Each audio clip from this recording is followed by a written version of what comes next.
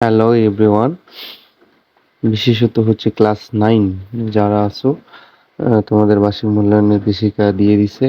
দেখতে পাচ্ছ, এটা হচ্ছে বিজ্ঞান বিষয়।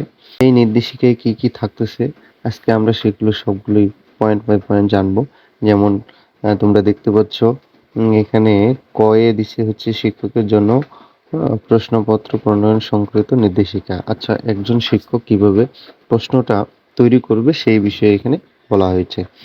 এবং খ হচ্ছে 2024 সালের বার্ষিক পরীক্ষা সিলেবাস।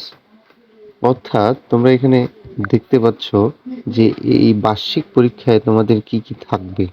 1 নাম্বার, এটা হচ্ছে অধ্যায় 1, বল, চাপ ও শক্তি। 2 নাম্বারে বায়ু দূষণ, এটা অধ্যায় 4, 5, 6, 7।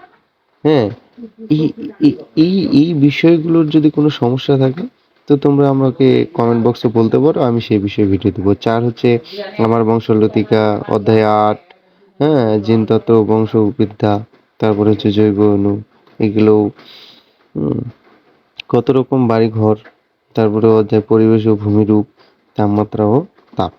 এই বিষয়গুলো যদি কোনো সমস্যা থাকে কমেন্ট করো, কমেন্ট করলে আমি তোমাদের এই বিষয়ে ভিডিও দেবো, এতে কোনো প্রবলেম নাই। সো নেক্সট হচ্ছে এগুলো প্রশ্নের ধারা কিরকম থাকবে। আমি এখানে ওরা কিছু নমুনা প্রশ্ন দিয়ে দিছে, কিন্তু এই প্রশ্ন দেওয়া যাবে না, এই বিষয়ে তারা নির্দেশনা দিয়েছে। তো তোমরা দেখতে পাচ্ছ কিভাবে প্রশ্নটা থাকবে। ক বিভাগে থাকবে নৈর্ব্যক্তিক। নৈর্ব্যক্তিক অর্থাৎ নৈর্ব্যক্তিক প্রশ্ন যেটা থাকবে সেটা হচ্ছে 15 মার্কের। 15 মার্কের দেখতে পাচ্ছ, 15 মার্কের। এবং ওই ক বিভাগ অনুসারে যেহেতু হচ্ছে, ক বিভাগেই থাকবে। আবার এক কথায়, হ্যাঁ, 10টা। তার মানে 15 আর 10 হচ্ছে 25। ক বিভাগের মার্ক হচ্ছে 25, এখানে দেখতে পাচ্ছ। পূর্ণমান 25 দেওয়া আছে। আমরা চলে যাই খ বিভাগে। দেখো, খ বিভাগে এখানে বলে দিছে, আমরা যদি এখানে দেখি একটু, এই জায়গাটাতে বলে দিছে পূর্ণমান 20, 10টি প্রশ্ন থাকবে, প্রশ্নের, হ্যাঁ, উত্তর দিতে হবে। অর্থাৎ এখানে প্রশ্নের 10টা মান, প্রতিটা মান হচ্ছে 2 করে, সেজন্য 10 দুগুণা 20, এই 20 মার্ক এখানে।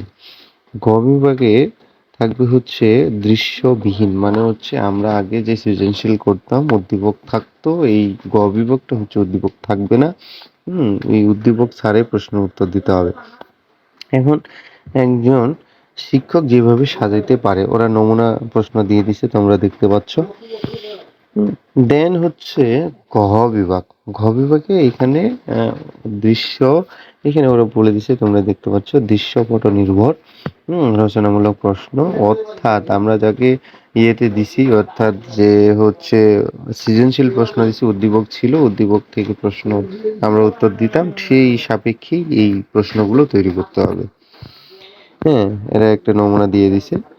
আর বাকি নির্দেশগুলো তোমরা পজ করে পড়ে নিবা। তো সবাই ভালো থাকো, সুস্থ থাকো।